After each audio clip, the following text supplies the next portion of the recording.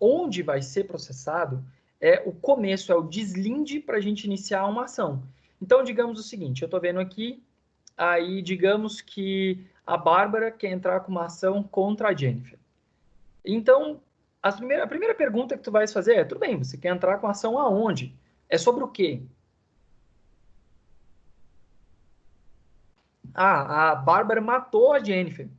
Opa, então peraí, a gente está indo para a seara criminal. Qual vai ser o local que vai julgar isso daí? Existe uma vara especializada? Existe um local específico para isso? Então, exatamente esse poder para delimitar onde vai ser apreciado cada pedido é chamado de competência. Em especial, nós vamos trabalhar aqui a competência civil. Então, nós vamos falar de processo civil. Nesse exemplo que eu falei para vocês sobre o caso de um homicídio, aí você vai ver o local onde aconteceu, né? Que é chamada de teoria da atividade, teoria do resultado, teoria da ubiquidade. Vocês vão estudar isso em processo penal e direito penal 1, que é tranquilaço também. Mas para nós, a gente vai ter umas regras muito mais simples. Em alguns momentos mais simples e em alguns momentos um pouquinho mais complexa, porque existem algumas especificidades. Então vamos lá. Se na aula passada a gente entendeu que jurisdição é o manto do Estado que cobre seu agente, é o poder-dever de dar uma resposta jurisdicional. Lembrando que o juiz ele é imparcial, porque ele vai substituir as duas partes, tanto o autor quanto o réu, e aí ele vai julgar aquele caso. Agora a gente vai falar, tá bom, e quem que é esse juiz? E aí então a definição de competência, ela fica atrelada ao quê? Quem pode ou aonde eu vou poder exercer aquele poder. Então, competência se atrela aonde eu vou aplicar esse poder. Então, aqui no nosso slide, o primeiro ponto é competência. É a limitação do exercício legítimo da jurisdição. Professor, muito complicado. Competência, gente, é onde eu vou poder exercer o poder de jurisdição. Tranquilos? Tranquilos até aí? Tranquilo, professor. Show. Sim. Oi? Beleza. Nas outras turmas, normalmente, sempre alguém deixa a câmera ligada, é mais fácil para interagir. Pelo menos dá para perceber, dá para ter um feedback melhor. Ou então, ainda que não ligue a câmera, pelo menos quando eu perguntar, que me dê uma resposta, porque daí eu não vou só rompendo, tá? Bem, e então, se você der uma olhadinha aqui, eu coloquei, show, bacana. Eu coloquei aqui o chamado princípio competence competence. Esse princípio ele vai ter uma origem no direito alemão. E o que ele quer dizer? Quer dizer o seguinte, ainda que aquele juiz ele não seja o legítimo para processar aquela ação, quer dizer, ele não tenha competência, todo juiz tem competência para dizer que ele não tem competência. Professor, não entendi. Vamos lá. Vamos colocar casos agora práticos. Digamos que eu ingresso com uma ação contra a Adriane. Bom, e aí a Adriane, ela mora em Águas Claras, nós pactuamos um contrato e nesse contrato existe uma cláusula de foro, que é uma cláusula que determina onde vai ser julgado aquele processo se houver alguma contenda, algum conflito. E aí, então, em caso de litígio, a gente já sabe o conceito de litígio, que é aquela pretensão resistida, eu tenho ali uma ação contra a Adriane. Só que o nosso contrato falava que o local que teria competência para julgar eventual conflito seria Taguatinga. E eu vou lá e ingresso com uma ação contra a Adriane. Lá em Águas Claras. Tá certo isso? Aí vocês vão falar assim, não tá certo. Por quê? Porque o contrato prevê uma cláusula de eleição de foro. Aonde que vai ser julgado aquilo? Então, a Adriane, quando ela foi processada, o juiz se atentando àquilo ali, a Adriane vai lá e coloca uma impugnação falando, excelência, Vossa Excelência não é competente. Vossa Excelência não pode julgar essa causa. E aí, então, o que esse princípio chamado de competence diz é, até aquele juiz que não tem competência para julgar, ele tem um pouquinho de competência para falar o quê? Eu não sou competente. Esse princípio, eu sempre ensino ele nessa matéria, por quê? Porque ele cai em concurso público, ele cai na OAB, mas em especial nos concursos públicos. Então, o princípio do competence, para quem está querendo estudar para concurso público, é um princípio que você não pode esquecer. E diz que o juiz, ainda que incompetente, ainda que não seja ele o correto a julgar, ele tem um pouquinho de competência para falar, eu não sou competente. Todo mundo entendeu essa ideia? Sim. Sim. Show, beleza. Isso aí, vão me dando feedback. Então, vamos prosseguir.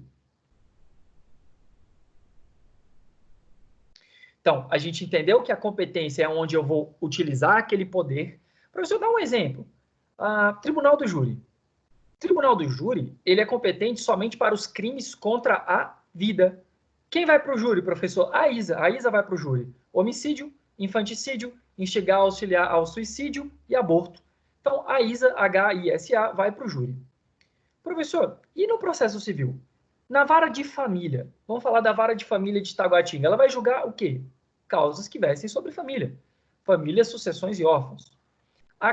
As varas cíveis vão julgar o quê? Toda a parte de direito civil que não seja específica das outras varas. Então, por exemplo, se tiver ali uma questão de família, e eu tenho uma vara específica de vara de família, então ela vai para a vara de família. Se for uma questão de contrato, é uma mera relação de um negócio jurídico, então vai para a vara civil, ok? Então, essa é a principal diferença que eu tenho ali sobre a jurisdição e competência, porque a competência, ela vai ser aonde eu vou, de fato, exercer aquele poder de jurisdição. E aí nós temos diversos tipos de competência. Competência em razão da matéria, competência em razão da pessoa, competência em razão da função, competência em razão do valor da causa, e a gente vai estudar ponto a ponto hoje. Então, lá no artigo 21 e 20, nós vamos falar de algo de competência concorrente, onde a gente tem a possibilidade da aplicação de direitos onde eu posso estar sendo julgado tanto aqui quanto fora do Brasil. Como assim, professor? Pensem vocês o seguinte, existem circunstâncias que podem ensejar uma causa tanto aqui quanto fora. Vamos pegar aqui uns exemplos. O camarada, ele fez um contrato, pactuou um contrato, mas ele mora nos Estados Unidos, ele pactuou um contrato aqui no Brasil. E ele disse que ele iria entregar uma obra de empreitada. Se você pensar assim, o cara, ele falou que a obrigação seria aqui no Brasil, o contrato é aqui no Brasil, mas ele é gringo. Aonde que eu vou poder entrar com essa ação? Tu podes entrar tanto fora do país, por causa do domicílio do réu, que é uma regra geral, quanto no próprio Brasil, em razão da possibilidade da obrigação ter de ser cumprida aqui. Então, quando a gente fala de competência concorrente, é aquela que permite que eu possa ser julgado tanto fora quanto aqui. Então, a gente tem aqui essa modalidade onde a obrigação deve ser cumprida aqui. A gente tem modalidades onde a nacionalidade do réu é indiferente, desde que ele seja domiciliado no Brasil. Nós temos circunstâncias, por exemplo, onde réu... vamos lembrar do caso do Legacy, quando o camarada estava lá no avião e derrubou uma aeronave brasileira. Bem, aonde vai ser processada essa ação civil? O cara é estrangeiro. Ela vai ser processada no Brasil. Mas ela pode ser também processada e intentada no direito externo? Pode. Vamos pensar outro caso interessante.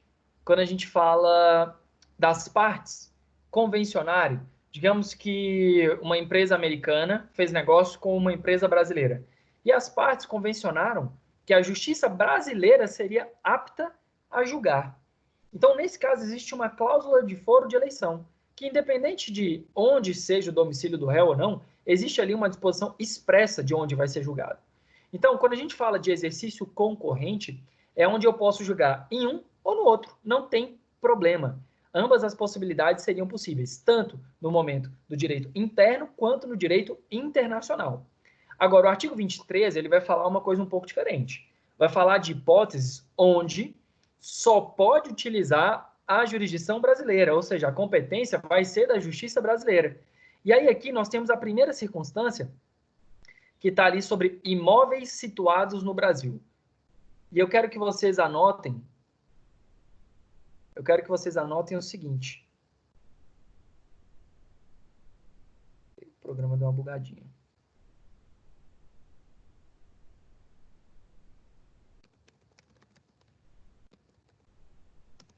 Tentando comparar. Tá qual tela aparecendo, turma? Tá aparecendo a minha ou a do PowerPoint? A sua. A sua. Quando a gente fala de julgamento atraindo a competência em razão do imóvel, é porque quando a gente tem essa circunstância de imóvel, o imóvel ele vai atrair a competência para o local onde ele está situado. É chamado de fórum rei citae. Então, vocês têm ali no nosso PowerPoint em razão do local do imóvel, quando a gente estiver discutindo o imóvel. Então, toda vez que eu tiver ali uma discussão sobre o imóvel, ela vai ser uma competência absoluta, ou seja, exatamente no local do imóvel. E aí, em razão disso, por causa dessa expressão chamada fórum rei citai, vai ser julgado aonde estiver o imóvel. Isso nós vamos falar que é uma competência absoluta, quer dizer, eu não posso relativizar. Tem que ser julgado no local de onde estiver disposto o imóvel. Tranquilos? Todo mundo entendeu? Sim. Show. Sim, é porque a gente está anotando. Não, beleza, sem problema. Outra coisa que vai ser uma competência exclusiva do Brasil, quando a gente estiver falando de inventário ou partilhas de bens situados no Brasil. Aí vai ter que ser julgado no Brasil para poder fazer essa abertura do inventário. Agora, se vocês olharem o direito civil, vocês já estão tendo teoria geral de direito civil? Estão tendo essa disciplina já, galera? Sim.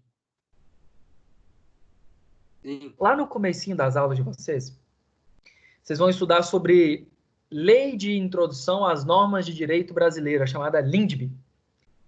E a LINDB, ela vai falar uma disposição muito interessante, que é o seguinte: quando eu estiver falando de inventário, eu posso utilizar dentro do Brasil um direito estrangeiro, desde que ele seja mais benéfico para as partes.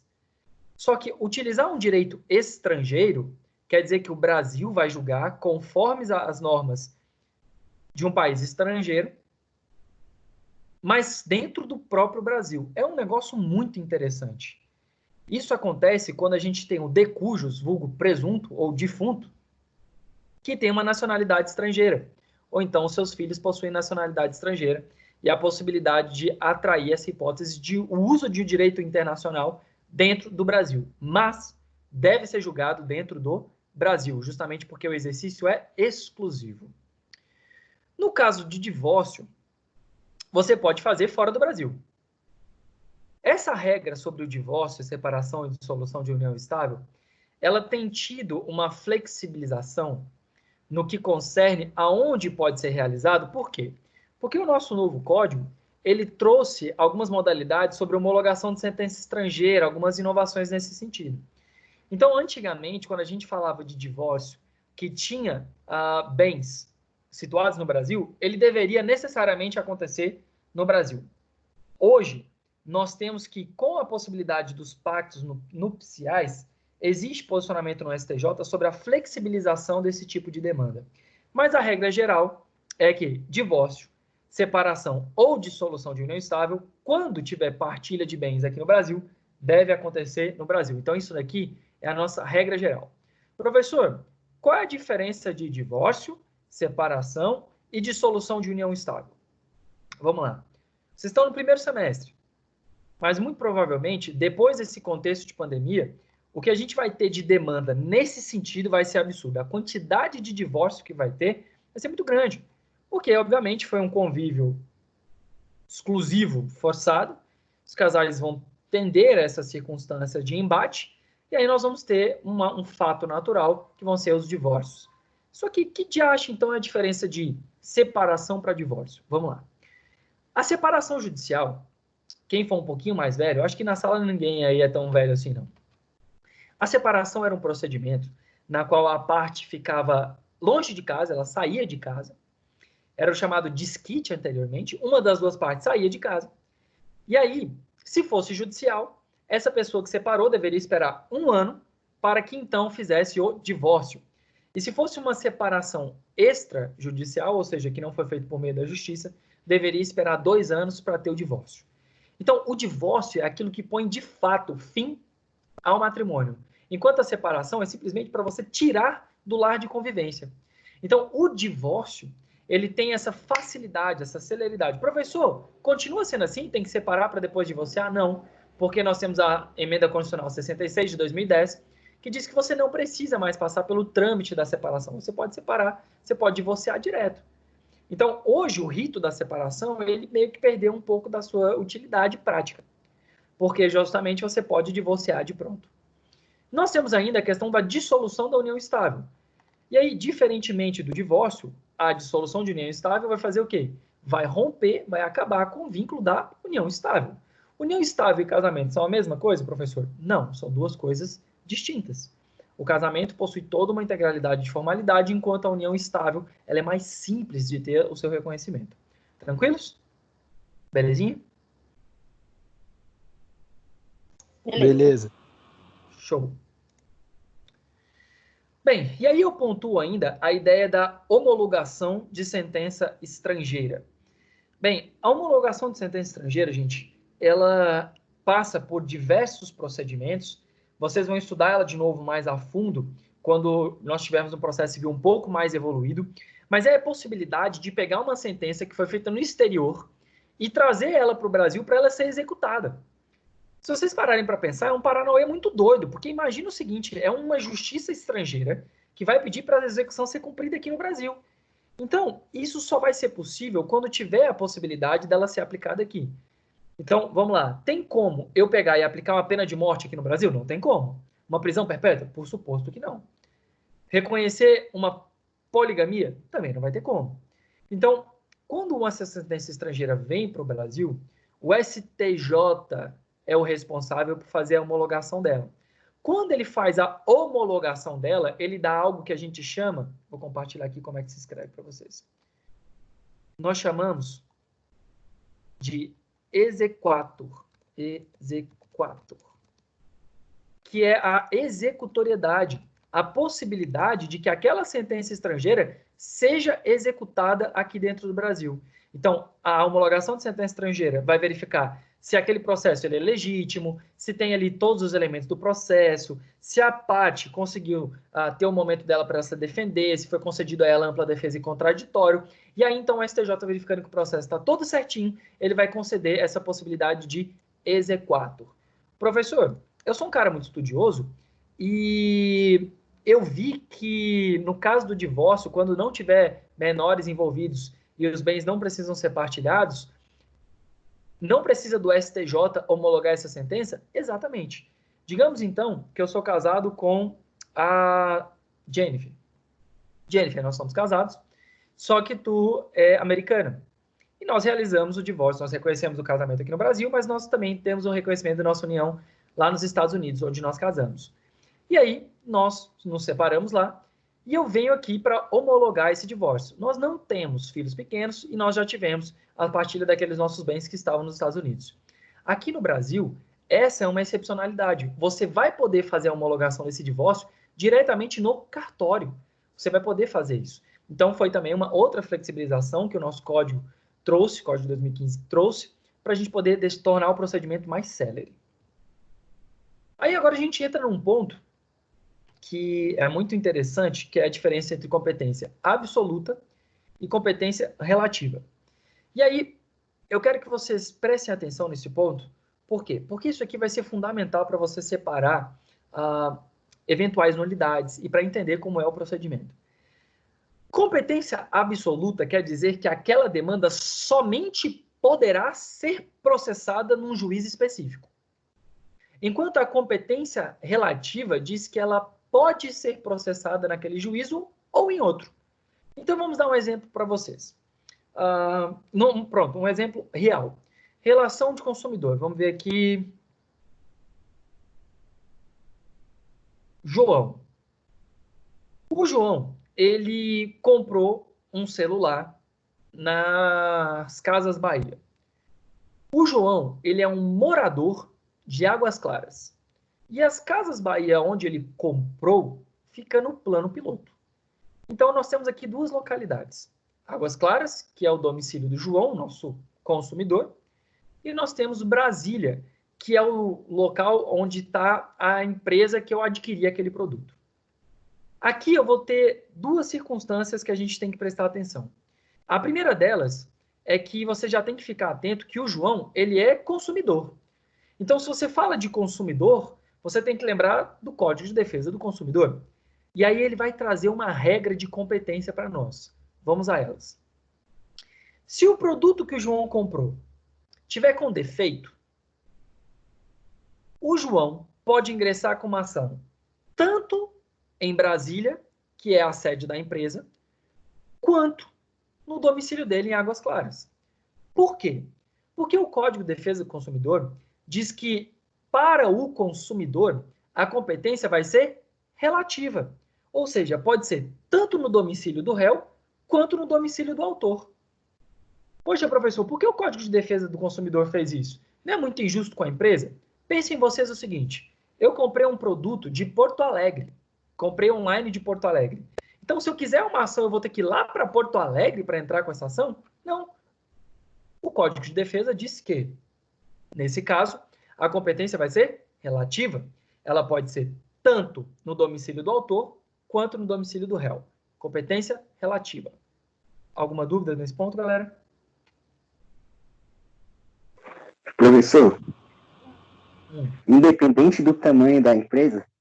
Independente do tamanho da empresa. Se a gente vai falando de relação consumerista, independe.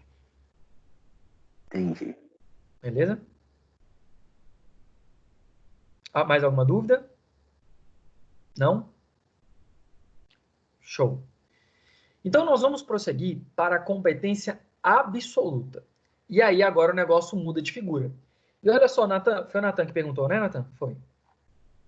Nathan, olha como muda agora a circunstância. Se as nossas Casas Bahia quiserem ingressar com uma ação contra o João que não está pagando, aonde que ela pode entrar com essa ação? Lembrando que o João é de Águas Claras e as Casas Bahia, onde ele comprou, foi lá de Brasília. Nesse caso, quando a gente estiver falando do consumidor sofrendo uma ação, a competência vai ser absoluta para o foro de domicílio do consumidor. Implica dizer que o consumidor, ele só pode sofrer a ação no domicílio dele. Em contrapartida, ele pode ingressar com uma ação tanto no domicílio da empresa quanto no domicílio dele. Então, para o consumidor contra a empresa é relativo e para a empresa contra o consumidor é absoluto. E aí você deve estar perguntando, professor, tá bom. E qual é a consequência prática disso? Caso real que eu atuei. O CEUB estava processando um aluno por ausência de pagamento, uma execução do contrato. Esse aluno, ele morava, quando do início do contrato, no Gama. Só que ele se mudou e estava morando em Águas Claras. O CEUB ingressou com uma ação no Gama, achando que ele morava ainda no Gama. Só que foi verificado ao longo do processo que o quê? Que o aluno não morava no Gama, ele morava em Águas Claras. Então, o que o juiz do Gama falou? Eu não sou competente para isso. Por quê? Porque a competência para o consumidor que sofre a ação, ela é absoluta. Então, somente o juízo de Águas Claras pode proceder com essa execução, e não aqui mais no Gama. Tranquilo? Compreenderam isso? Sim. Todo mundo entendeu, galera? Eu preciso de um feedback, porque eu vou prosseguir. Sim. Eu vou evoluindo. Show. Sim. Ótimo. Beleza. Por que isso é muito importante? Porque se você olhar aqui, agora a gente vai utilizar alguns termos, e a Renata estava falando de alguns termos, e aí se você tiver dificuldade, qualquer um de vocês, galera, esse letramento jurídico, ele vem com o tempo. Mas aproveita as aulas para tirar essas dúvidas. Então, aqui a gente já vai colocar algumas palavras, e eu já vou ensinar para vocês teses jurídicas nesse primeiro momento. Lembra? Competência. Começamos o jogo, já vai ter tese jurídica. Então, olha lá, a competência absoluta, ela é cogente. Cogente quer dizer o quê, professor? Imperativo. O professor não está ajudando. Cogente imperativo, que diabo é isso? Cogente imperativo quer dizer obrigatório. Aqui existe um interesse público. As partes não podem convencionar. Ou seja, se é absoluto, digamos que eu e o Paris, que estamos aqui online, e a gente não pode escolher algo diverso. Tem que ser aquilo que a lei manda. Eu não posso fazer algo diverso daquilo que a lei manda, porque a competência vai ser absoluta. Quando a competência é absoluta, gente, lembra da figura do juiz, que ele tem que ser imparcial? O juiz, ele pode, de ofício, se declarar incompetente. Só que diabo é isso de ofício? Quer dizer que ele pode, sem qualquer tipo de provocação, ele pode virar e falar assim, eu sou incompetente, galera. Eu não posso jogar essa causa. Porque, via de regra, nós estudamos lá atrás, logo na primeira aula, que nós temos um princípio chamado de princípio da inércia, onde o judiciário ele fica parado, esperando ser provocado. Depois que ele é provocado, então ele passa a dar uma resposta. Mas nesse caso, quando a gente tiver interesse público, a competência é absoluta, o próprio juiz pode se manifestar, independentemente das partes. E aí aqui, ó, tem um termozinho, estão vendo, chamado de preclusão. Aí eu vou voltar para mim de novo. E eu quero que vocês se concentrem. Professor, o que é preclusão? Precluir é perder a oportunidade de se manifestar. Então, aqui, quando a gente estiver falando de incompetência absoluta, quando o juiz não pode julgar, independentemente da fase antes do fim do processo, lembra que a gente fez uma reta processual? O processo começa com a petição inicial, depois a outra fase de atuação das partes é a contestação, depois a réplica, provas, audiência, instrução e julgamento, sentença. Professor, pode ser que durante a sentença o juiz verificou que, na verdade, ele é incompetente? Sim. Porque em casos de incompetência absoluta, não ocorre a preclusão, ou seja, em que pese o processo está avançado, independente da fase que ele esteja, desde que ele não tenha acabado, pode ser reconhecido pelo juiz acarretando na nulidade absoluta, ou seja, todos os atos praticados por ele de teor decisório não poderiam ter sido realizados. Então, se eventualmente um juiz foi lá, chegou a fazer audiência, na hora da sentença ele falou, puxa vida, é competência absoluta. O que vai acontecer? Ele vai se declarar incompetente em razão da competência ser absoluta, por determinação da lei, vai anular todos os atos praticados e vai remeter para o juízo competente. Compreenderam a ideia de preclusão? E assim o processo vai começar do zero? Sim. No caso da nulidade absoluta, volta tudo, porque aquele juiz não poderia em nenhum momento julgar. Entendi. Professor, Oi, pode falar. O juiz tem o conhecimento dessa causa com antecedência ou ele só dá essa resposta no momento assim que está? Tem. O juiz, o que acontece? Você ingressa com uma ação, aquela ação é distribuída. Então, o juiz, a primeira coisa que ele faz é analisar se todos os requisitos da petição inicial estão ali. Aí ele manda citar a outra parte. Só que o que pode acontecer às vezes, Renata? Pode passar batido. Pode acabar passando batido. E aí, passando batido, o que acontece? A outra parte pode também esquecer de suscitar. E aí, em certo momento, pode se verificar. Por exemplo, nesse caso, onde aquele aluno foi processado no Gama, quem que foi que mostrou para o juiz que ele estava errado? Eu. Porque o juiz, naquele momento, ele não tinha todos os dados para falar que ele era incompetente. Porque ele só ficou sabendo que, de fato, a pessoa morava em Águas Claras quando eu apresentei a defesa. E aí, quando eu apresentei a defesa, eu juntei, olha, o cliente ele é domiciliado em Águas Claras, então não poderia ser processado no Gama. Entendeu? Sim. Professor? Oi. Aí a ação perdeu o efeito. Sim, ela é nula e ela volta todinha. E as custas processuais quando o juiz se declara incompetente ao final do processo? Perfeito. Nesse caso, a gente não fala de custas se ela não gerar a extinção do feito.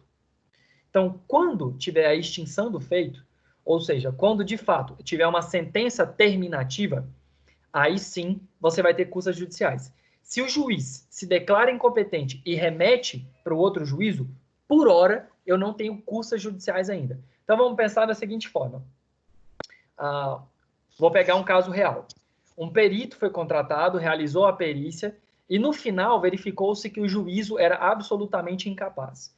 Nesse caso, a perícia gerou um custo autônomo. E aí, nessa circunstância, nessa modalidade onde eu tive um trabalho do perito, o perito ele vai ter que ser pago independente da nulidade dos atos. Quer dizer, eu posso utilizar essa prova posteriormente e tentar replicar ela, mas ainda que aquele juiz ele fosse incompetente naquele momento, aquilo gerou um custo. E aí, então, ele deve arcar com aquilo. Então, acontece duas coisas dentro da incompetência absoluta. Uma, o juiz pode acabar com aquele processo, matar o processo. E dois, ele pode remeter para o juízo competente. Se o juiz mata o processo, gera custas judiciais. Se o juiz remete para a competência razoável, a competência de fato, aí nesse caso o processo vai seguir o seu curso, normalmente só vai gerar custas no final do processo. Beleza? Beleza, obrigadão. Show. Todo mundo entendeu isso, turma? Sim. Sim. Beleza. E aí, então, olha só, a gente tem aqui que vai ser uma nulidade absoluta. Lá na frente, quando vocês estiverem bem mais avançados, eu vou explicar para vocês de como rescindir um julgado, que é por meio da ação rescisória. Mas eu não vou falar hoje para não complicar muito para vocês. E aí nós temos a outra modalidade, que é chamada de competência relativa. Aqui a competência relativa é justamente aquela hipótese do consumidor que ingressa com a ação contra a empresa. Ele pode apresentar essa ação tanto no domicílio dele, quanto no domicílio da empresa. Então, dispositivo para o direito significa poder de escolha, poder escolher. Então, ele deriva de um interesse privado, então ele não é um interesse público, ela pode ser derrogado ou renunciado pela parte beneficiária. Que diabo é isso, professor? Quer dizer que ela pode seguir o curso que ela estiver, se ela não for argumentada. E aí, então, a gente precisa agora se atentar a uma coisa muito importante. Voltei para mim de novo. No caso da competência relativa, perceba que o verbo é pode e não deve. Porque absoluto, o verbo é deve ser julgado. Em contrapartida, no caso da competência relativa, é pode ser julgado. E aí, então, vem o bizu para vocês. Quem quiser advogar, quiser uma ideia prática, entendam. Se eu provoco a justiça por meio de uma petição inicial, a contestação é o exercício da ampla defesa e contraditório. Aqui, nesse momento da contestação, toda a matéria de defesa deve ser apresentada. Inclusive, se você acha que aquele juízo não é competente. Porque se a competência for relativa, e aí vamos lá, um exemplo de competência relativa, galera. Digamos que eu e a Fernanda tivemos um contrato. E nesse contrato, ela não foi uma relação de consumidor, são duas empresas. Uma empresa que eu vou estar passando determinado produto para a outra empresa poder revender. Então, não tem ali, de fato, uma relação estritamente comercial, porque ele não é o destinatário final. Nós pactuamos que o foro para dirimir eventual conflito, ou seja, onde vai ser julgado, vai ser o foro de Brasília. Só que a minha empresa tem sede em Taguatinga e a empresa ré tem sede em Samambaia.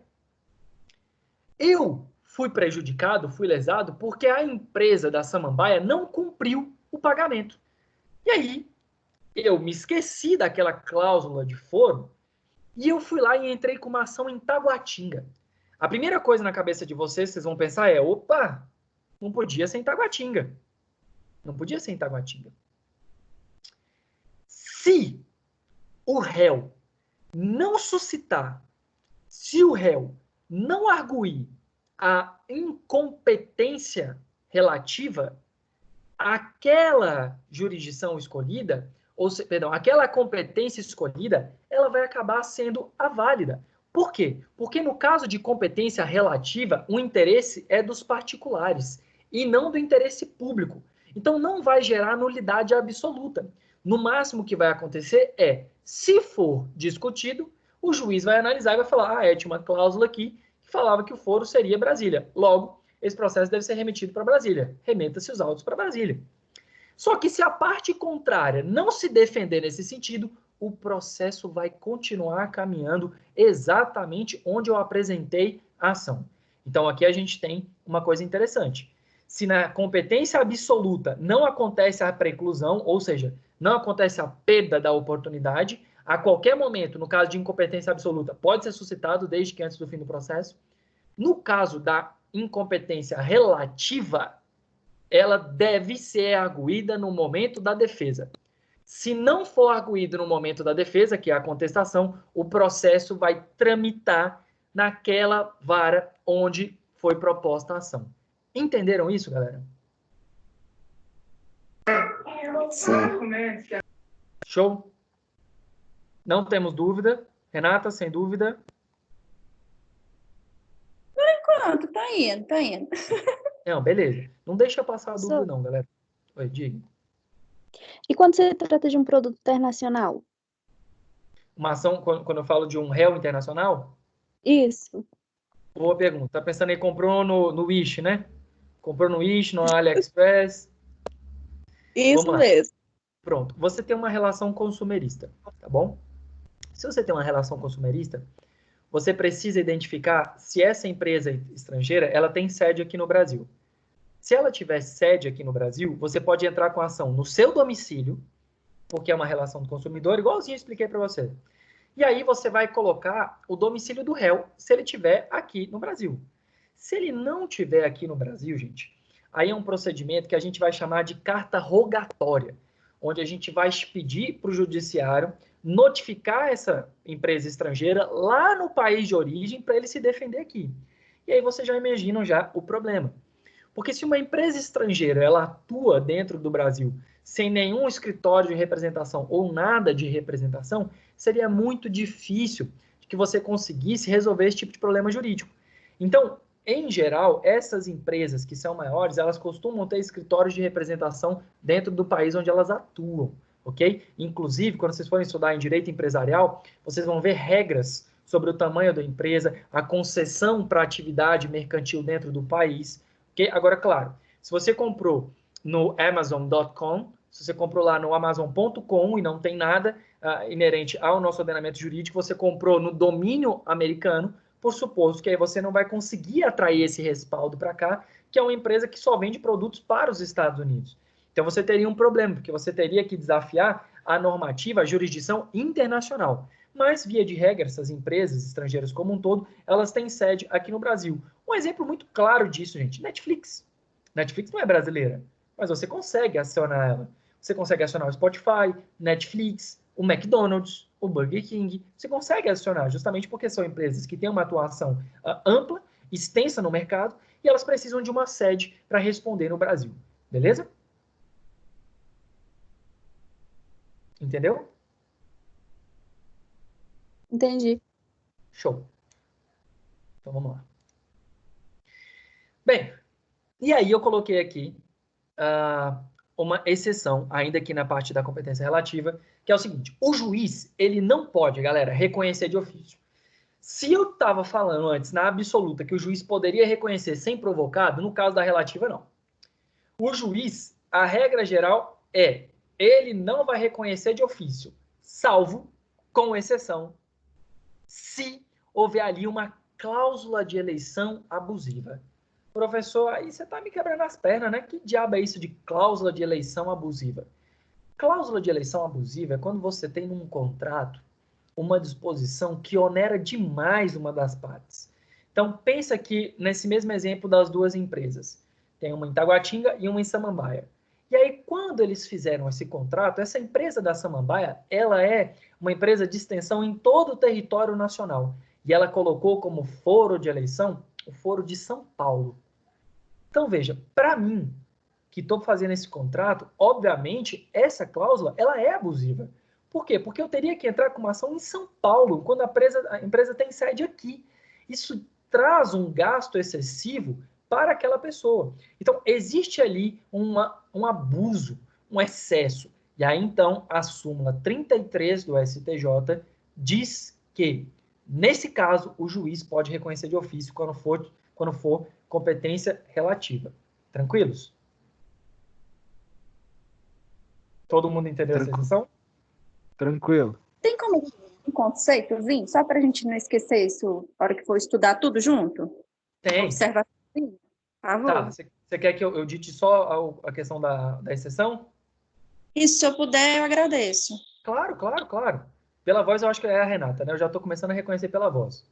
Renatinha, você vai colocar o seguinte: você vai puxar uma setinha embaixo e vai colocar assim: competência relativa, em regra. Competência relativa, em regra,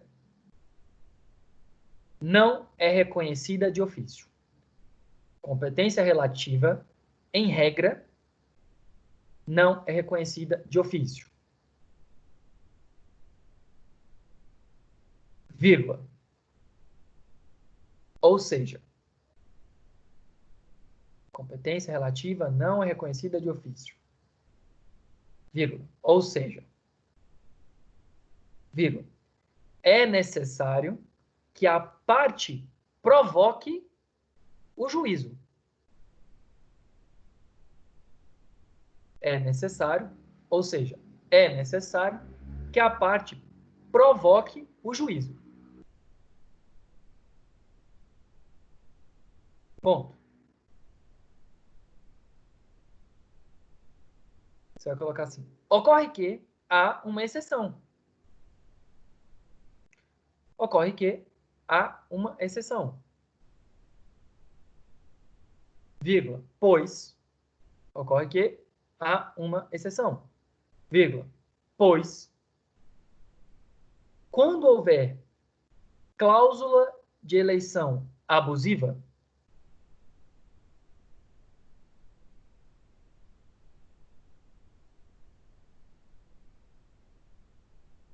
aí coloca entre parênteses, onerando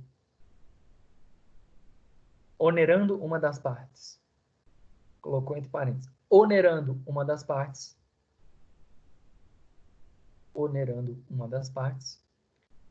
Fecha o parênteses. A súmula 33 do STJ, onerando uma das partes, fecha parênteses. A súmula 33 do STJ permite que o juiz haja de ofício. A súmula 33 do STJ permite que o juiz haja de ofício. Vírgula. Vírgula. Sem ser provocado. Vírgula. Sem ser provocado. Haja de ofício. Vírgula. Sem ser provocado.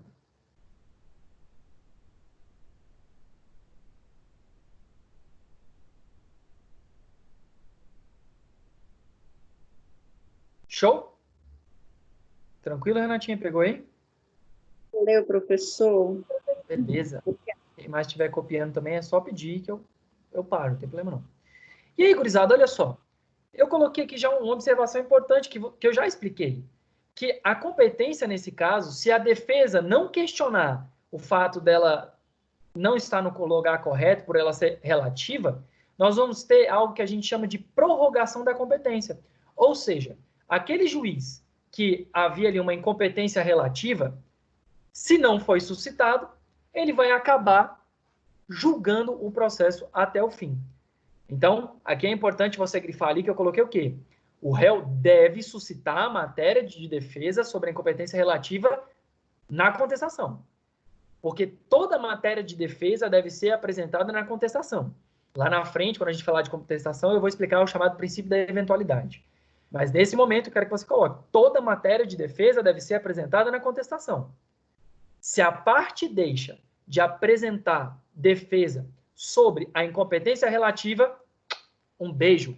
Você perdeu a oportunidade, ou seja, precluiu.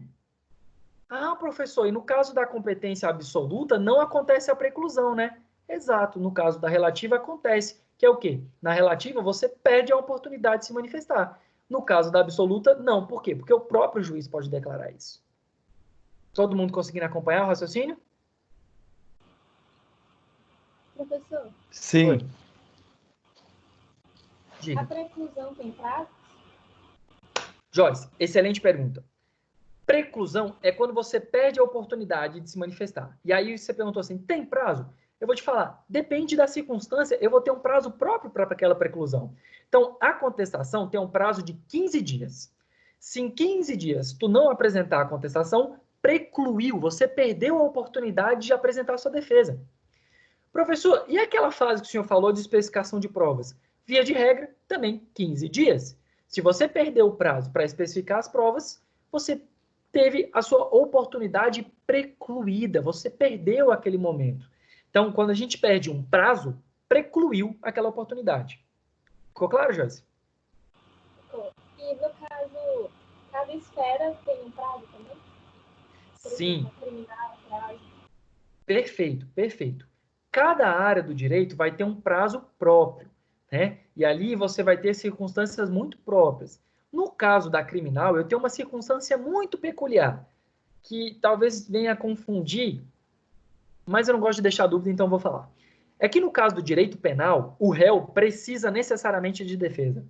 Entendeu? Então, nas ações públicas, penais públicas, o réu não pode ser condenado sem uma defesa. Então, se ele não apresentar a defesa para o advogado particular, quem que vai ter que apresentar a defesa em nome dele? A Defensoria Pública. Agora, na Justiça do Trabalho, não. Se você não apresentar a contestação, tá enrolado, porque aquilo ali é pactuado com o capiroto. Você pode ter certeza que na Justiça do Trabalho você vai perder e feio. Na Justiça Civil, o juiz ele vai declarar a revelia, no caso da contestação, mas aí a gente vai explicar bem sobre esse negócio de revelia, que de acha isso, fique tranquilo. Mas cada processo tem um procedimento próprio sobre esse negócio de perder a oportunidade, tá bom? Show. Vamos lá. Todo mundo entendeu o que é prorrogação de competência? Quer dizer, aquele juiz que inicialmente ele era incompetente relativo, ele pode continuar julgando. Professor, e se fosse absoluta, poderia prorrogar a competência? Poderia sim ou não, turma? Se a incompetência fosse absoluta, poderia prorrogar a competência? Não. Por que não, Marcos?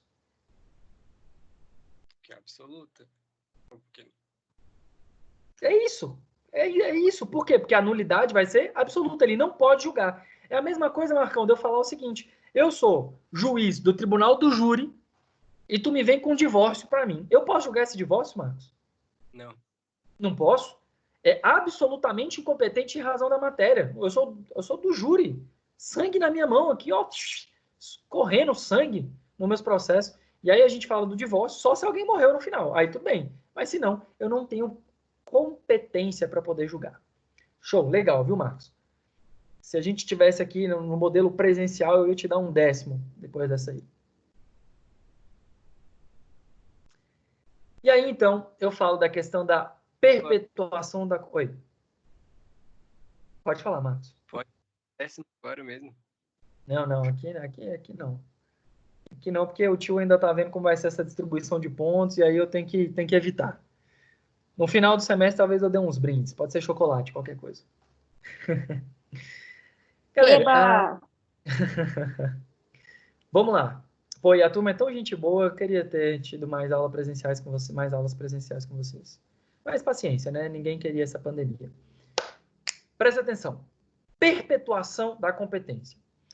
Professor, o senhor falou de prorrogação. Prorrogação é aquele quando era incompetente relativamente, a incompetência era relativa, ele continua julgando. Que diacho seria, então, perpetuação? Galera, se o processo começou, então eu entrei aqui com a ação contra a Fernanda. A Fernanda está sendo processada. Começou o processo. De repente, ela se muda. Então, ela mora hoje em Brasília e ela se mudou para Braslândia. Nesse caso, gente, como o processo já começou, é irrelevante se a pessoa mudou de estado ou não. Porque nesse caso, o processo já iniciou, estava tudo certinho naquele momento.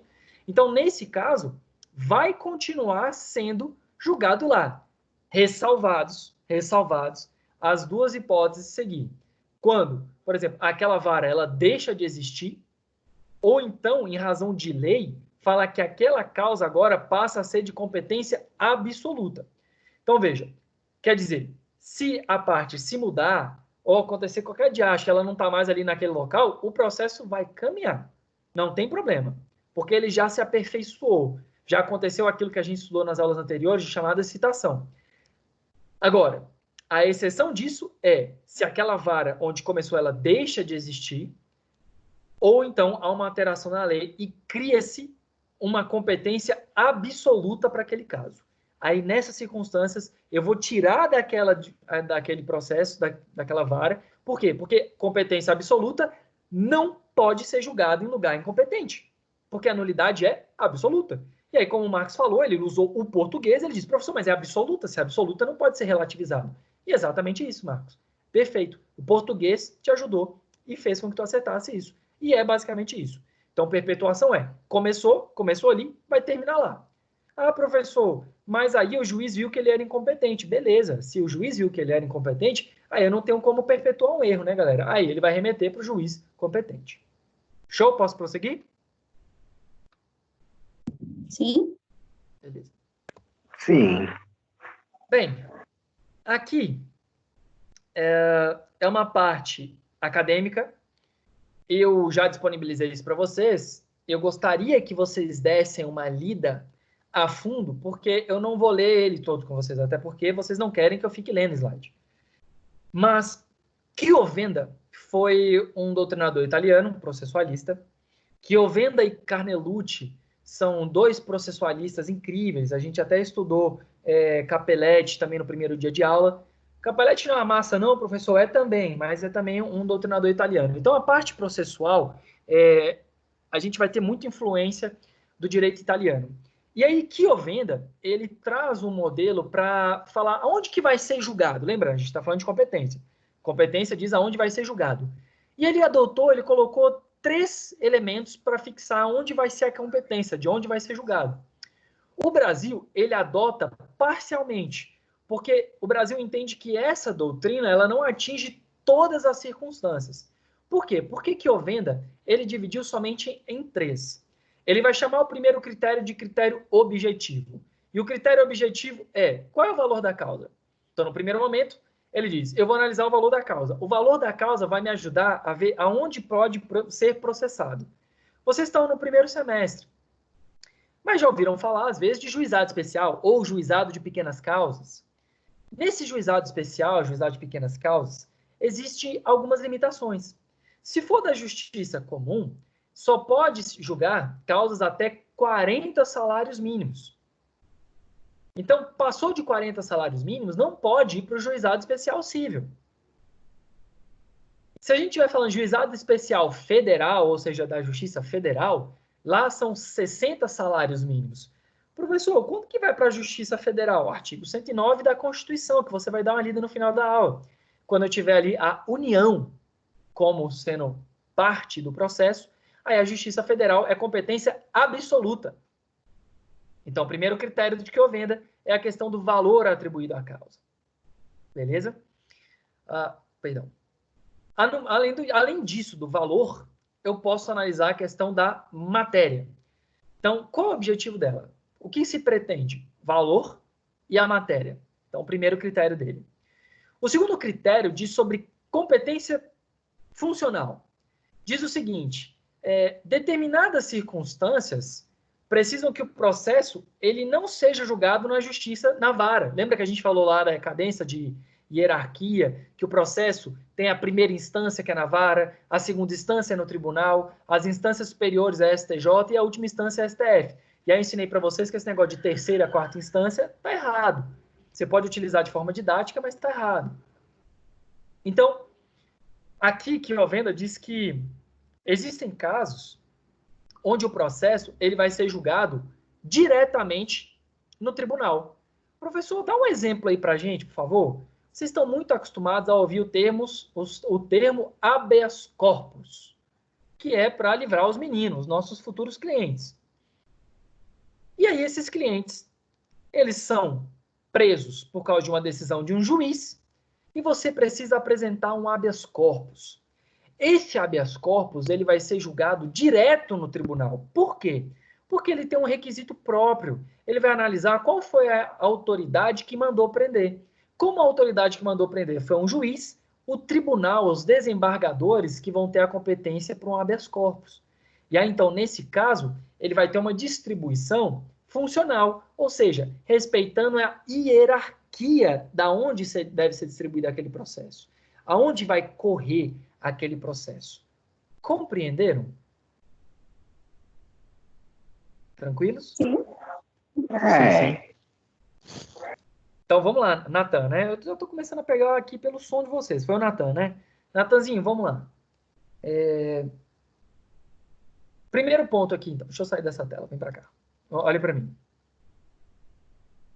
Primeiro ponto que a gente falou da competência foi inerente ali à questão do valor da causa e matéria. Então, a gente chama isso de competência objetiva. Critério objetivo.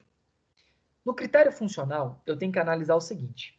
Esse procedimento que eu quero intentar, que eu vou tentar, aonde que eu vou apresentar isso? O exemplo que eu dei para vocês é o seguinte. o habeas corpus não poderia ser julgado na primeira instância, ou seja, um juiz não ia apreciar o habeas corpus quando ele mesmo mandou prender. Porque se ele mesmo mandou prender, como é que ele vai decidir? É um recurso para ele mesmo? O habeas corpus nem é um recurso, é um remédio constitucional. Você impetra remédios constitucionais. Então, quando você for distribuir o seu habeas corpus, ele vai ser distribuído diretamente na segunda instância. Professor, vamos pensar aqui, um recurso. Para onde vai um recurso? Ele pressupõe que ele vai para uma instância superior.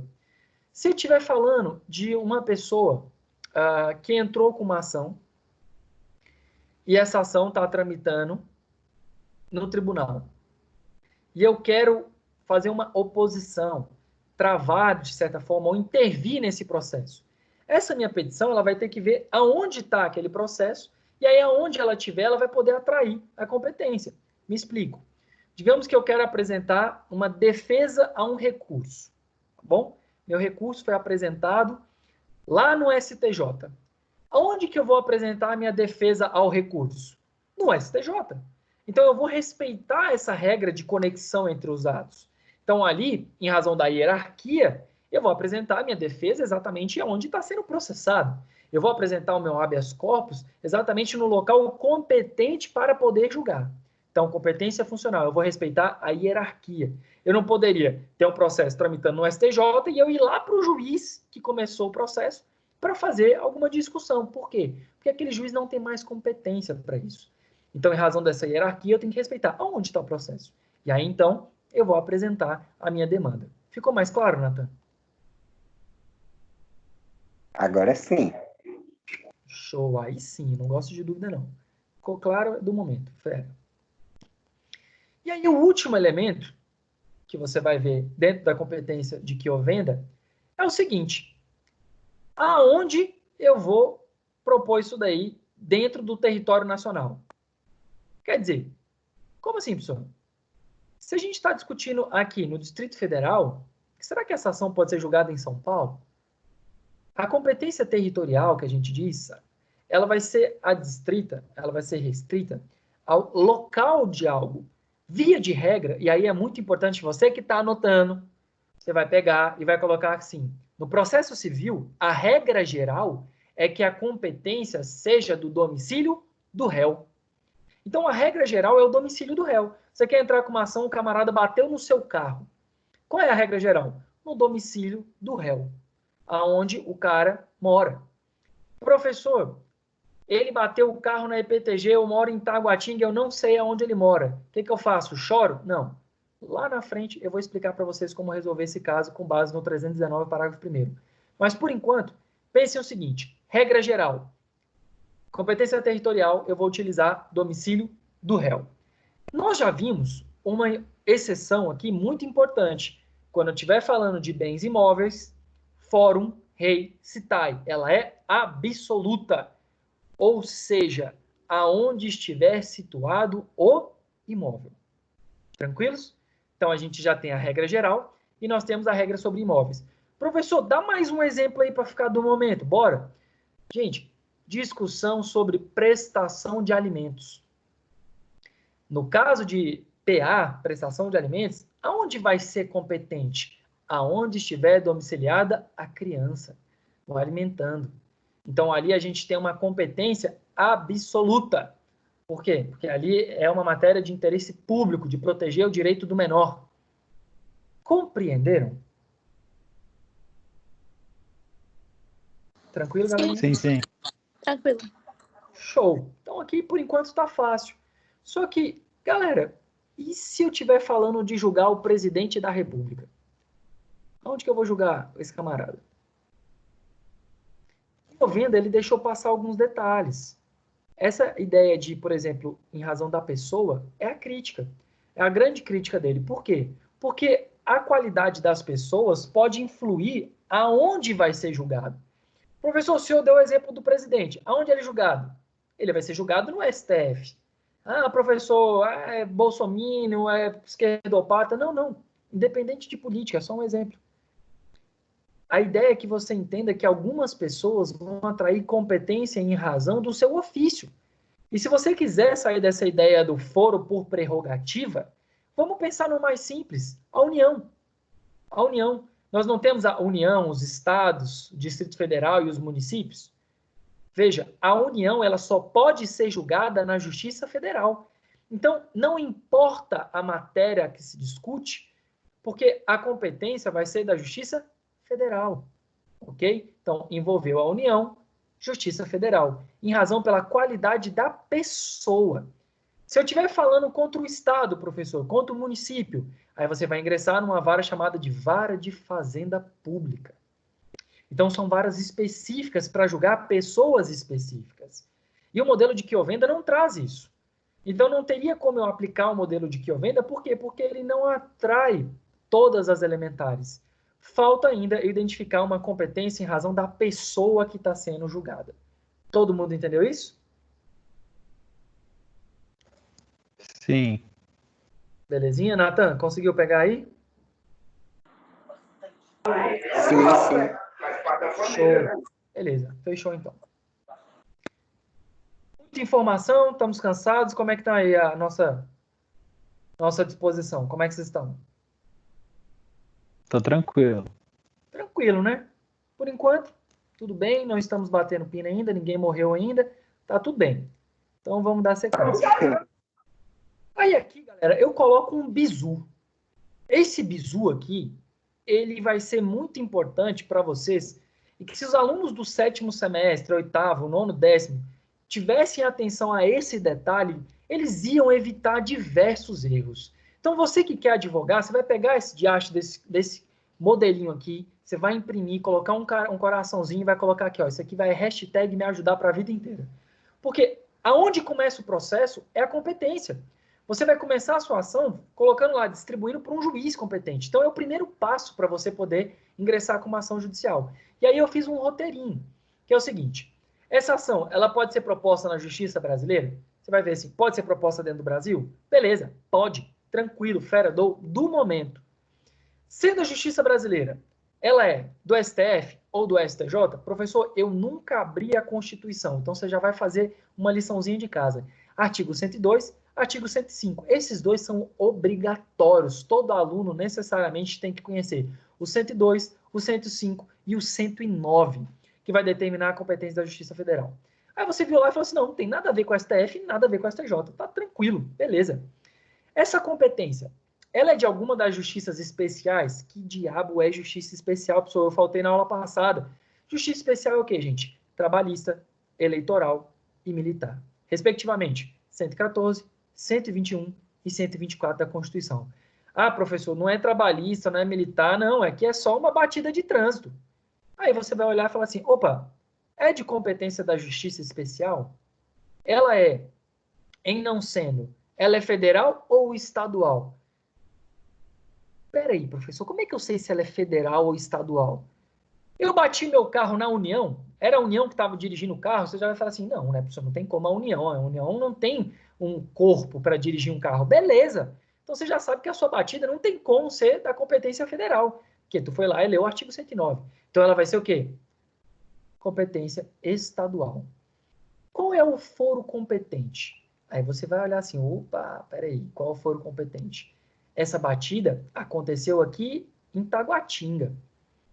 Mas o meu réu, ele mora em Águas Claras. Então eu já sei que, peraí, se a regra geral é a competência do domicílio do réu, eu já sei que eu vou ter que entrar com essa ação lá em Águas Claras. E aí vem a última pergunta. Professor, mas o Fórum de Águas Claras tem um monte de vara lá. Qual que é a vara que eu entro? Essa matéria que você está discutindo da batida do carro, ela é de direito penal? Não. Ela versa sobre direito de família, sucessão, tem algum morto no meio? Achamos que não. Se ela não é nem de família, nem criminal, nem é tribunal do júri, então ela vai para uma vara civil. E aí, obviamente, se o valor da batida for menor que 40 salários mínimos, presta atenção, você pode ir para a Justiça Especial, Lei 9.099. Professor, por que o senhor enfatizou o pode? Porque a Justiça Especial comum, ela é disponível. Você pode escolher entrar nela ou não. Qual que é a grande diferença? É que o juizado especial é mais rápido e mais barato para você entrar com ele. Ah, professor, só isso? Não. Na justiça especial, você não pode pedir perícia. Na justiça comum, você pode pedir perícia. Então, a justiça especial ela é mais rápida, ela costuma ser informal, ela é mais fácil, de fácil acesso, ela tem um limite de 40 salários mínimos, mas ela tem uns problemas. Ela não permite que todo o aparato que existe no Código de Processo Civil seja aplicado a ela. Tranquilos? Estão vivos ainda? Ninguém está dormindo? Ninguém está jantando? Ninguém já me deu muito e está na TV? Então, fechou. Ótimo. Então, olha lá. Para a gente complementar, quando a gente fala de competência territorial, muitas vezes a prova é cobrada como ratione loci, ou loci. Normalmente é loci, porque é loci justamente da onde que é, o do latim. E aí é o local do ajuizamento. E a gente vai estar falando de territorial, é a questão do território onde vai ser apresentado. Então a gente tem ali qual território vai ser apresentado, qual a vara. Aqui a gente já falou, regra geral, domicílio do réu. Então aqui a gente já sabe que falou de território, você vai pensar domicílio do réu. A batida foi em Taguatinga. O cara mora em Águas Claras. Qual o território? Águas Claras. Ali vai ser a competência para julgar. Show! Razão da matéria. Quando eu tiver uma matéria específica, deve ser julgado num lugar específico. Professor, dá um exemplo. Já dei. Prestação de alimentos. PA vai ter que ser julgado aonde? No domicílio do réu? Não. Se você está pedindo alimentos, você está querendo que sejam arbitrados alimentos e está ingressando contra o camarada, tu que está pedindo alimentos, mora no Guará. E o camarada que está sofrendo essa ação mora em Taguatinga. Aonde tu vai entrar com a ação? No Guará. Porque em razão da matéria, qual é a razão da matéria? Prestação de alimentos para menor. Então vai atrair aquela competência.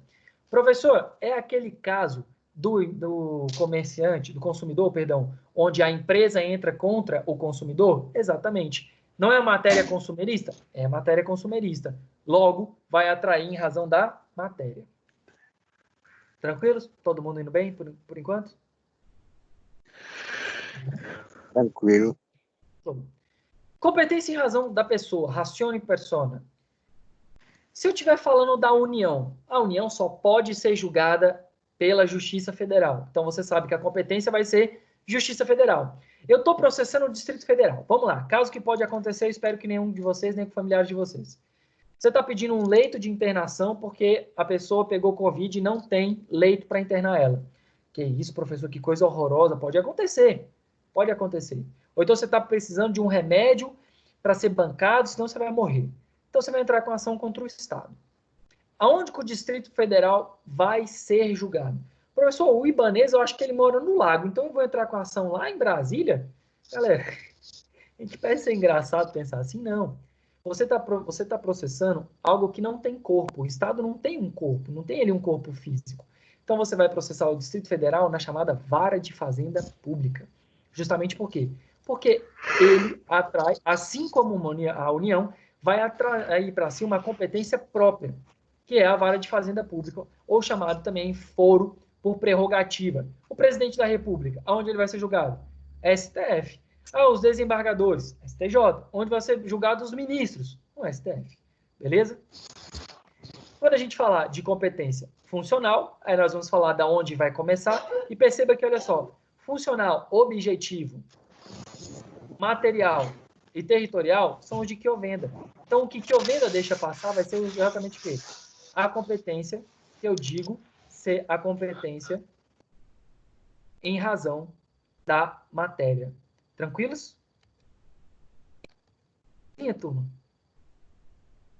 Posso prosseguir? Tá tranquilo. Pode. Tá. Agora, sejam honestos comigo. Vocês estão cansados? Como é que tá isso daí? Que eu preciso ter esse feedback de vocês. Muito conteúdo? Eu dou uma pausa? A gente encerra por aqui. Como é que tá a questão de absorção de conhecimento de vocês? Porque essa matéria é muito importante. Eu não posso me dar o luxo de vocês não aprenderem. Como é que tá a absorção aí?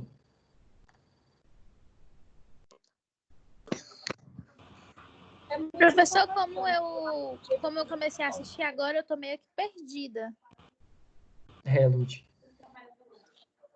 Tenta chegar um pouquinho mais cedo. Muito embora essa aula vai ficar gravada, tá? Ela Tá vai bom. ficar aqui disponível. Mas é importante que chegue sempre um pouquinho mais cedo, sabe? Mas não O tem problema problema. é que eu cheguei agora. Mas não tem problema, não. Vai ficar gravada. Pode ter acontecido alguma coisa. Eu sei que, né, percalços podem acontecer. Mas, Joyce, você tinha se pronunciado aí. E aí, tem muita coisa, muito conteúdo? O que você tá achando? Eu tô achando tranquilo. O que o senhor falou deu pra entender o que eu assisti até agora. Show. Ótimo. É muita informação, mas eu acho que quando revisada pra ficar melhor. Beleza. Renata, Natan, Marcos, tranquilo também por aí? Sim, os conceitos que você está colocando ajuda demais. Depois a gente vai relembrando, né? Porque tem que ler novamente várias vezes para assimilar bem. Eu, pelo Bom. menos, tem que ser assim. Wender, tá aí? Tem uma galera de presença no Tá chat. tranquilo por aqui. Ah, aí sim, ó. Aí sim, gostei de ver. Mostrou que estava aí de fato, não era só um espírito. Muito bem. Não. Beleza. Galera, então eu vou prosseguir, tá? Vou dar continuidade. Quem chegou depois, igual a Lud, aí Lud, pega nessa gravação, tá? Então, olha Tá lá. Isso daqui, basicamente, a gente falou na aula passada, que é a ideia da justiça comum especial. Eu expliquei para vocês sobre a justiça especial ser trabalhista, eleitoral e militar. Aqui agora eu vou deixar o artigo para vocês olharem e façam uma gentileza a si mesmos. Tem uma lidinha lá no artigo, é importante. Vocês estão começando o curso agora, é fundamental isso, né? E aí, dentro das justiças comuns, né, a gente tem questão da razão da pessoa, e aí eu já coloquei aqui quando ela vai para a Justiça Federal e colocamos o dispositivo do artigo 109, quando a matéria vai atrair para si a Justiça Federal, e aí então quando a gente fala de tratados, contratos entre União e Estado estrangeiro ou obrigação internacional, quando fala de direito indígena, nacionalidade ou naturalização e execução de sentença estrangeira. Então, essas hipóteses aqui vão estar inerentes à Justiça Federal. E eu coloquei a exceção, que é quando a gente fala de recuperação judicial, recuperação por falência, insolvência civil, acidente de trabalho, que não vão para a Justiça Federal, tá bom? Mas isso eu gostaria que vocês lessem o artigo. Por quê? Porque em que pese eu falar, basicamente, não é que é decoreba, mas depois de um tempo vai ser uma lógica jurídica na cabeça de vocês. Você sabe, envolveu a União, beleza, já sei que é competência federal. Se envolveu Estado estrangeiro versus município ou pessoa no Brasil, também competência federal. Falou sobre matéria com Estado estrangeiro, beleza. Índio, Justiça Federal. Nacionalidade e naturalização, tá falando de soberania, Justiça Federal.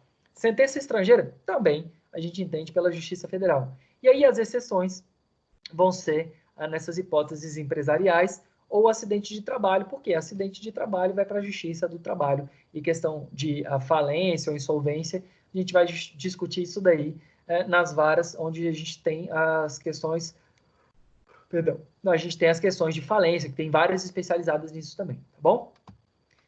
E aí, a Justiça Estadual, ela é residual, quer dizer, se não está na Justiça Federal, nem nas outras, está na Justiça Comum. Então, ela pega tudo que não tiver uma especialidade. É para isso que serve a Justiça Estadual. Ela pega tudo que não tiver uma especialidade. Agora, você que está aí um pouco aéreo, para tudo, presta atenção no tio, eu estou carente agora, eu preciso da sua atenção. Preciso de 100% da atenção de vocês. Está no celular, para. Tá bom? Já tem a atenção de todo mundo? Espero que sim. Vamos lá. Lembra que eu falei do juizado especial? Vou até voltar aqui para mim. Lembra que eu falei do juizado especial? Galera, isso daqui cai tanto em prova, mas tanto. Na OAB é inacreditável a quantidade de aluno que erra esse tipo de questão.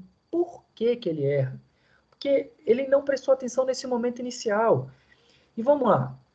Eu tenho a justiça especial. Já falei para vocês, ela é mais rápida, ela não permite todos os elementos que o processo civil tem, ela é mais barato. Professor, por que eu escolho então a justiça especial? Se você quer algo mais rápido. Por isso. Se você quiser perícia, se a causa for complexa, a justiça especial não pode trabalhar nisso. Ela tem um limite sobre o valor de causas que pode pegar. Inclusive, já trazendo uma informação importante para vocês, se a causa tiver até 20 salários mínimos na justiça especial comum, você não precisa de advogado. Você pode ir no fórum, chegar lá e falar assim, eu quero entrar com uma ação contra fulaninho. E aí o servidor público ele vai ouvir, ele vai reduzir a termo, ou seja, ele vai digitar aquilo que você falou e pronto, show. Eu não recomendo, por quê?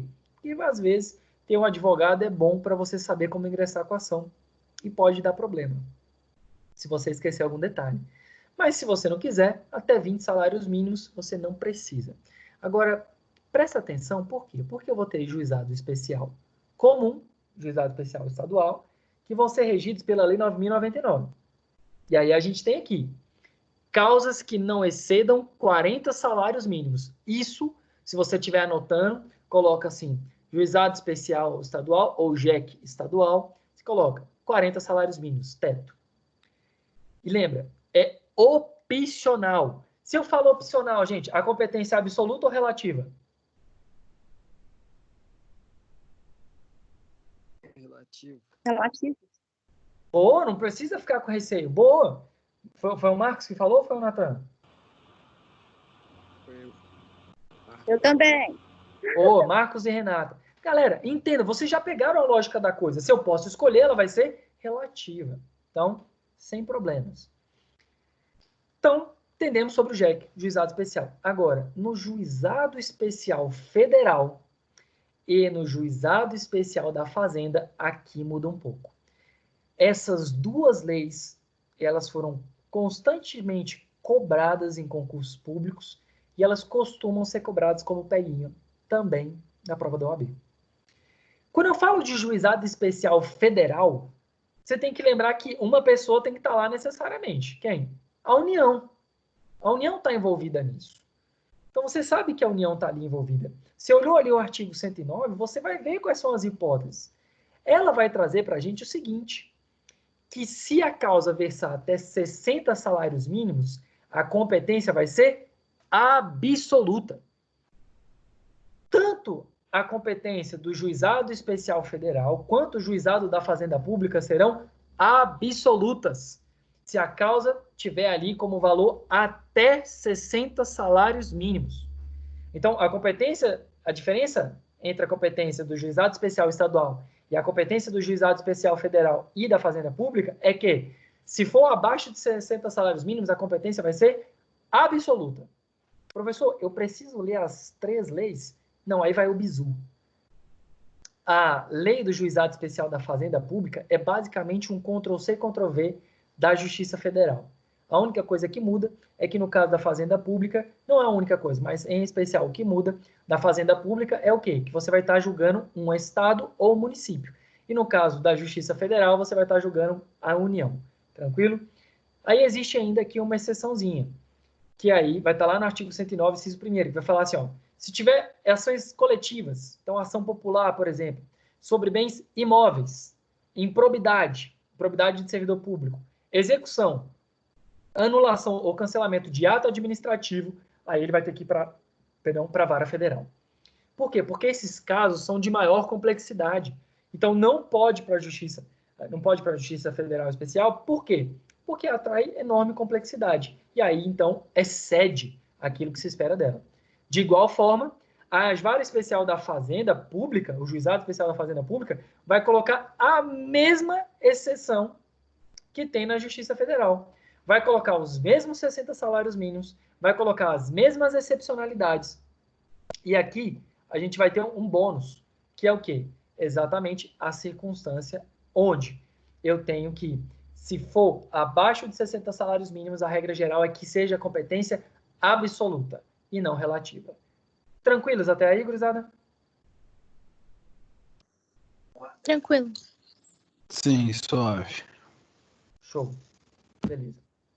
Vou fazer o seguinte, essa parte da matéria, ela é muito boa, mas eu acho que eu já falei muito, e ela costuma atrair um nível de complexidade maior. Porque aqui nesse caso, eu vou estar falando de derrogação, prorrogação, continência e conexão. Então, o que eu quero?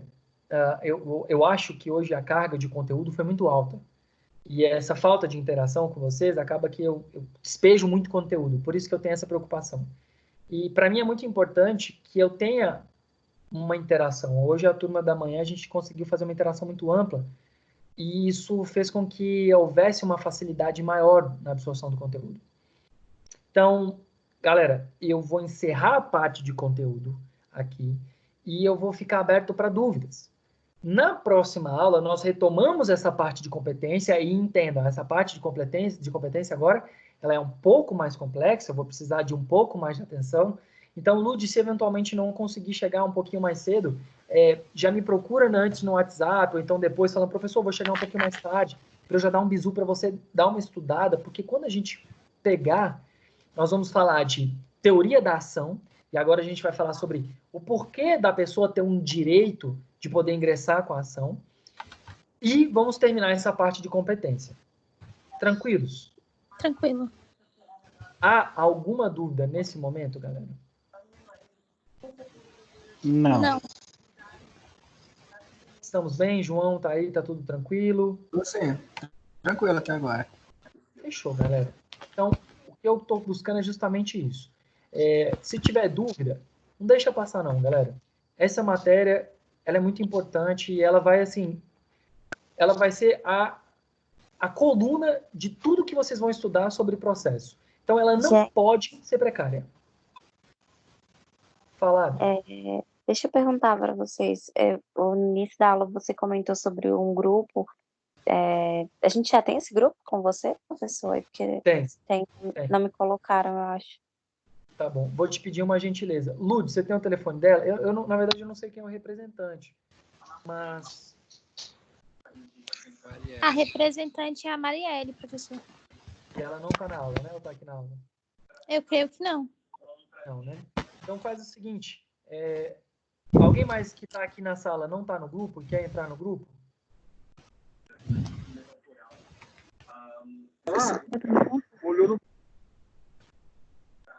É porque tem um grupo, sem ser aquele da turma, tem um grupo com o professor. Qualquer coisa, faz o seguinte, Lud, você se importa de adicionar a Adriane e verificar quais são os contatos que não estão lá? Sim, vejo sim. Bom, aí assim, acho que a Marielle ela não está nesse grupo de processo civil. Então faz o seguinte, disponibiliza esse slide, e lembrando, galera, esse slide eu faço com muito carinho para vocês, e eu nem poderia disponibilizar ele dessa forma, porque vocês sabem que eu sou professor de cursinho, e eu uso parte do meu material do cursinho, eu estou dando para vocês, claro, é um pouco mais enxuto, mas eu estou dando para vocês, então existe direitos autorais sobre eles. Né? Então, só essa gentileza da gente tomar esse cuidado com a divulgação desse material, tá bom? Eu estou preso por um contrato, mas eu estou me dispondo a fazer isso porque eu quero que, de fato, vocês botem para moer no estudo e que aprendam bem essa disciplina. Tá bom. Bom? Tranquilo. Show. Lembrando, galera, os vídeos lá no canal, tem vários vídeos. Novamente, eu tô nesse problema de não poder fazer vídeos mais organizados por causa dos contratos com os cursinhos. Então, lá já tem muita coisa. Porque eu não posso produzir novo, mas tem muita coisa lá. E se tiver dúvida, alguma coisa assim, aí você me fala, porque daí a gente tira. Não espera eu pegar e pedir para vocês darem uma olhada na parte de processo civil, não. Já começa a olhar a parte ali de fase de conhecimento, que é manda bala. Eu vou terminar a gravação e eu queria compartilhar uma coisa com vocês.